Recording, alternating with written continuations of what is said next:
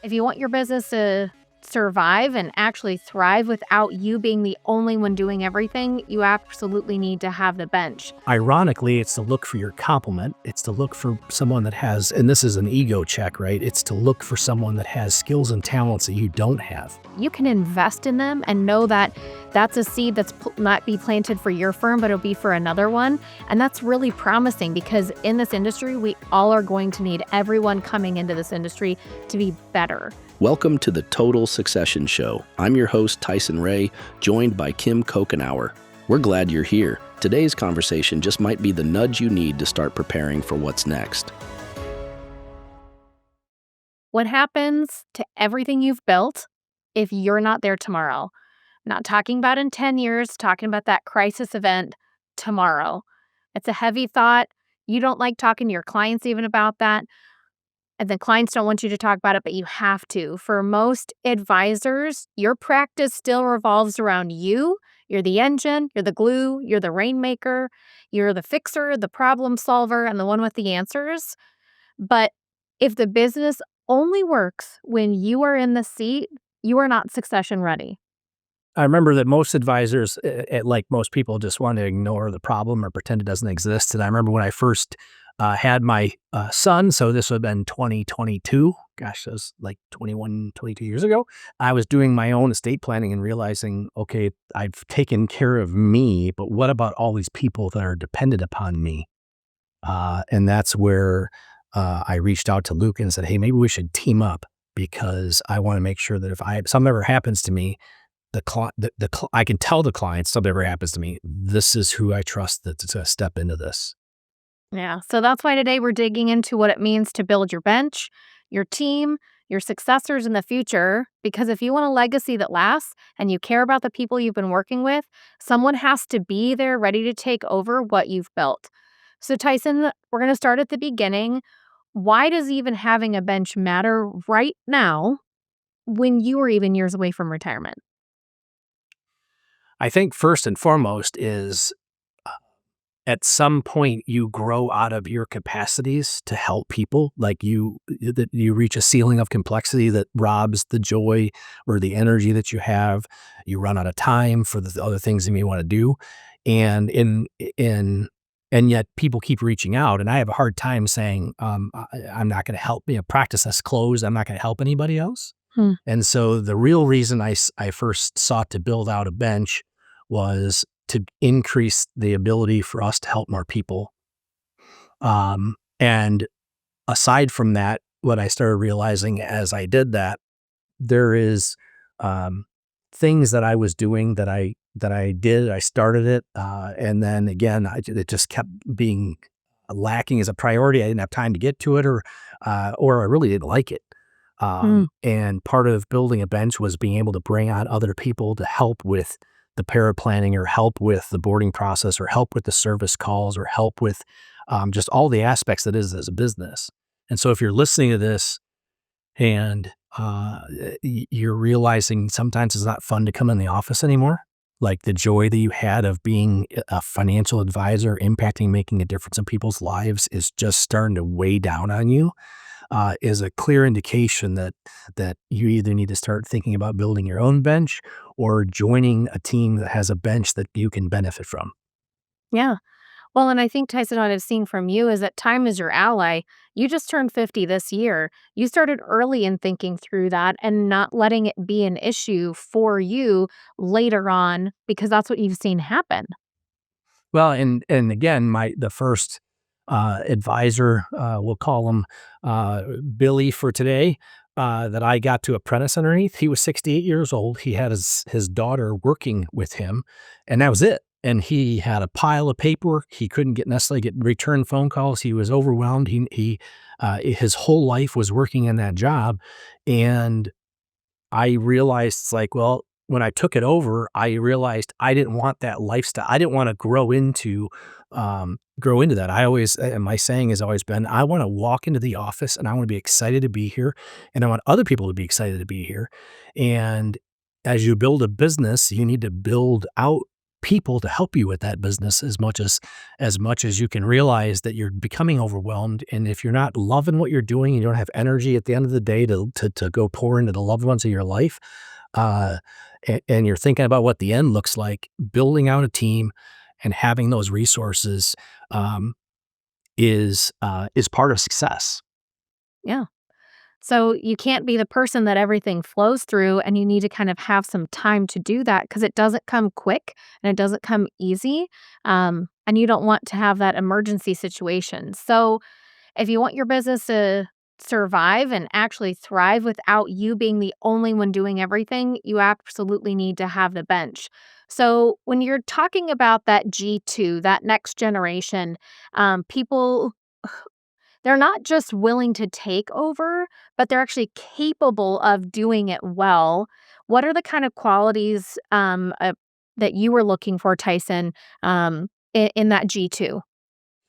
Yeah, so if you're listening to this and you're like G2 is a Gatorade, No. the industry is referring to G2 as the second generation advisor, the one that's probably going to be there when you're not. I think one of the first things you need to look at is do you have the runway, the time, and the ability to bring those people on? Um, I've talked to G2 advisors that left their firm after several years. They were the one that was going to be the successor, but left the firm because they wanted to be mentored by you, the senior advisor, the owner.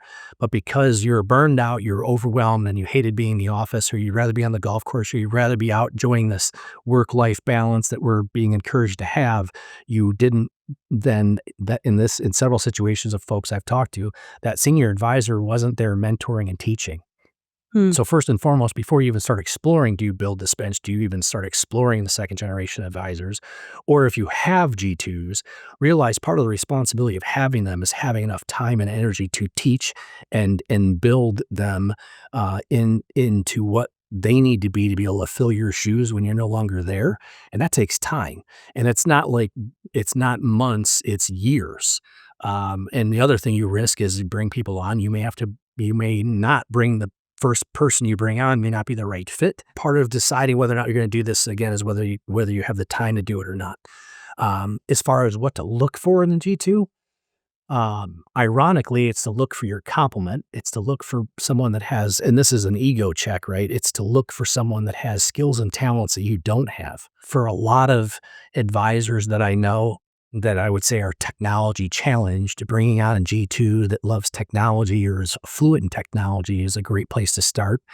Um, some of the G2s that I've seen that have worked quite well uh, are ones that can come in and specifically learn areas of the market that you didn't learn, to fill gaps that you didn't have, so that you can still teach your expertise, but they can bring on additional expertise. That's what happened in Mm. that first partnership that I got into with Billy in my example. Is he was great at investing. Back in the day, he was a great stock picker when that was the only thing you could really do. But he didn't do any financial planning and specifically didn't do any estate planning. And I came in with kind of a special focus, or I spent a lot of my personal life and in my professional life deciding I wanted to be an expert in the estate plan. And that brought a value added to clients, and that brought a reason for me to reach out that didn't replace the senior advisor, but complemented them. And and it's counterintuitive because we all want to bring people in that are just like us, or we think we need to. And that's not necessarily the case when you're looking for these G2s. Yeah. Well, and like you said, Tyson, it's really important to find someone that's your complement, and that also has to align with fitting your culture. And that's a big part of that too. So just because they are not just like you doesn't mean that they're not going to be a good owner in the future or a good advisor. So they need to care more about the process and how your firm actually does business, than being a copycat version of you. So how do you actually find that person? How do you start building the bench if you're sitting there that you're listening and you're just kind of, how do I even get there? I can't find someone in my area. What kind of tips do you have about that? Yeah, we've had the first. It's to let your clients know. It's to let your professional network know, your centers of influence know that you're looking to bring on this G2. And so we found some folks over the years that way. kind of like getting referrals for clients is getting referrals for folks that want to enter into or join a financial services firm. Um, we have had our greatest traction in the form of having an internship program. Yep. I did internships in college. Luke did an internship in college, and giving these folks in college to try and catch them in that junior year, so there's some time yet before they're looking for that career. To bring them in and give them an experience over the summer to see how they do in the different areas and give them exposure to the different areas of the financial services, whether it's the back office research and financial planning, in marketing and running the firm, or if it's client facing and in the front of the house and how they are on the phone and how they are in their written form of communication. And having them even just sit in client meetings, and I'm stealing from the medical profession that brings in the apprentice or brings in the resident, and it's clients I've had my whole life are fine. I have yet to have somebody say no when I say, hey, I'm going to have our new intern sit in the meeting so they can learn a little bit about what this relationship is about and how we run things in this financial services firm that they're not learning in a book. And there's usually a little bit of laughter, and then everybody just settles down. And at the end of that meeting, when the client leaves, I ask the intern, what did they hear? What did they learn? What was different from what they expected, and what was similar to what they were expecting? And it just becomes a great teachable moment as they get to experience a little bit of the culture and the job that they would be doing if they joined a firm like ours. Yeah.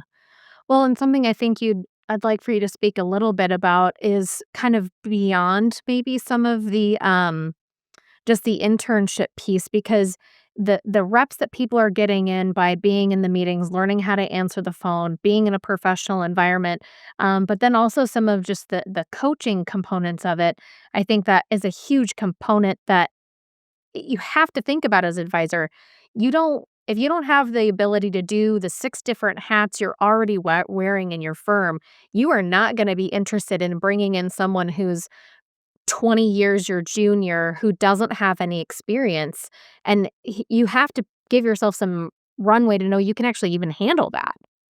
Yeah, and some of it is just our greatest success also came when we just realized it's like, okay, I'm not going to be in a meeting going forward by myself because someone else is not going to be able to be in the room learning because more is caught than taught and witnessed than somehow I'm going to explain it after the fact.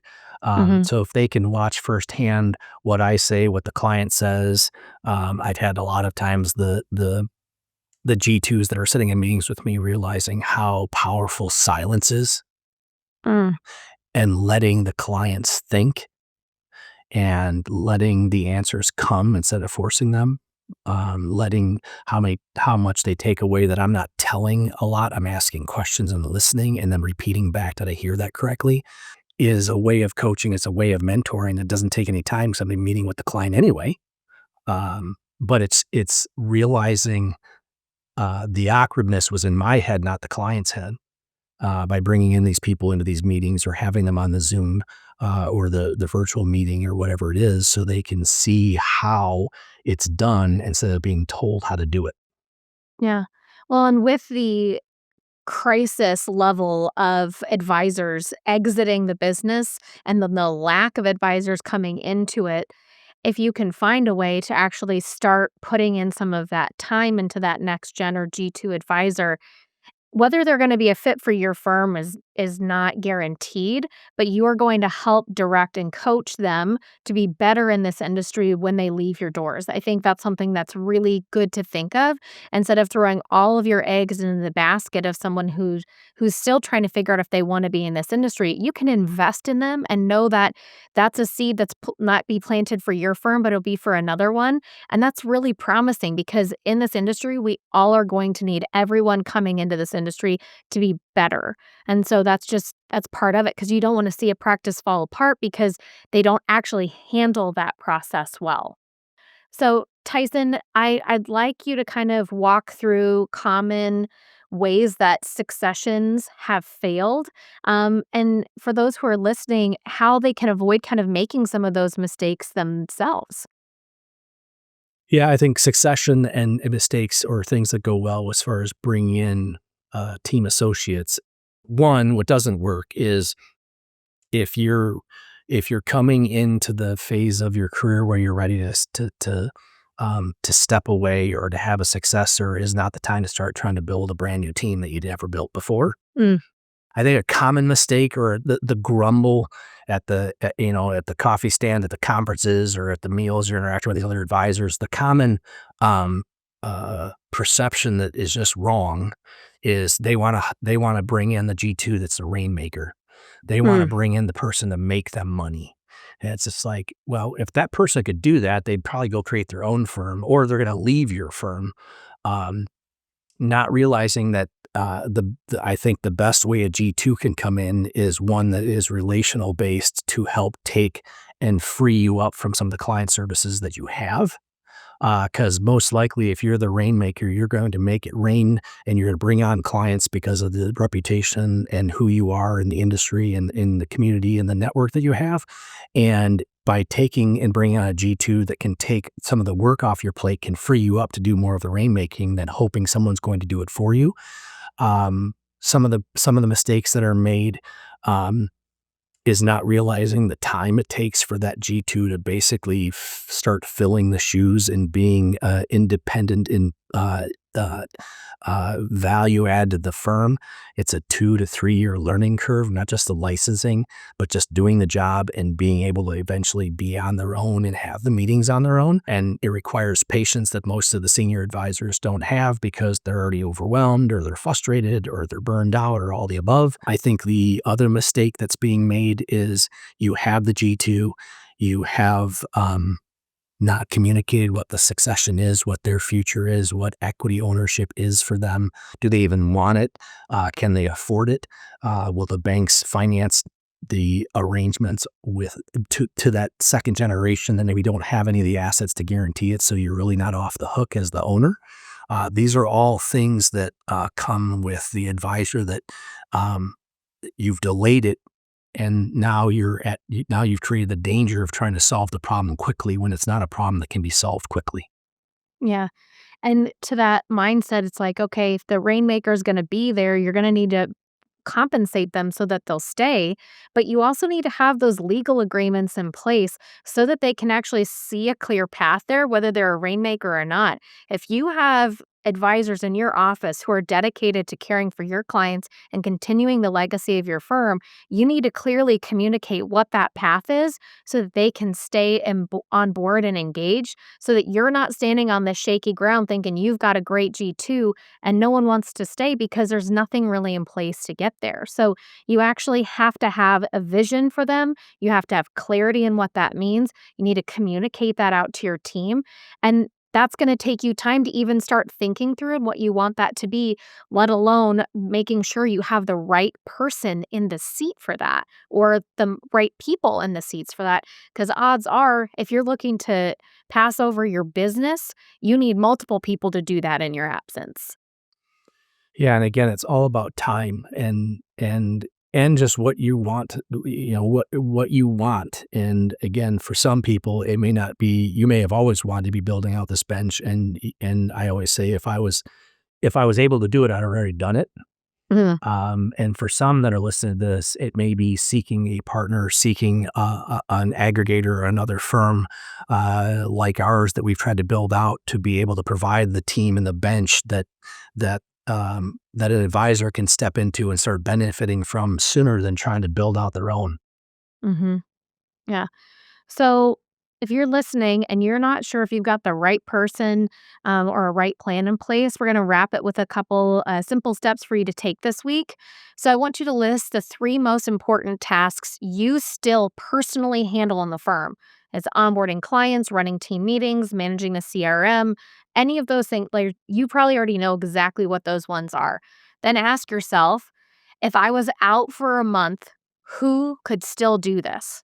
Who could do that for you? If the answer is no one, start there. Start with the 3 most important things you still handle in the firm, and you work your way down from there. Tyson, any final thoughts? Yeah, I think the biggest takeaway is start somewhere, because the delay that has gotten you to where you are you're not going to solve the problem unless you do something differently. Yeah, it always takes a little action to kind of get that moving, right? Yep. So I'm going to leave you with this. You didn't build a business to watch it just fade when you step away. You built it to serve and take care of clients, to make a difference, and create an impact for something bigger than yourself. But a legacy doesn't just happen. It was built, and it was built on purpose. And it started by asking one question. If I wasn't here tomorrow, who could step in today? If your answer isn't really crystal clear, or if it makes you really uncomfortable, you're not alone, so don't worry about it. Most advisors are in the same seat, but that is not a reason to avoid taking action. That's a reason to get started. Identify the gaps, have the hard conversations, and start by writing down the things that only you know how to do. Thanks for listening. We'll be back soon with more conversations like this. I've wrestled with these things myself, and that's exactly why I created something to help you do it with less stress and more direction. My book, Total Succession, simplifies the process by breaking it down into 5 clear steps to help you exit on your terms, with confidence, full compensation, and your client's best interests at heart. You can also head to totalsuccession.com for 1, a free guide that you can use as a starter to work through the see, prepare, act, commit, exit framework, and 2, for another freebie, my Advisor to Advisor Retirement Readiness Assessment. Remember, you only exit your business once. Create the space to make it happen. Thank you for listening. Until next time.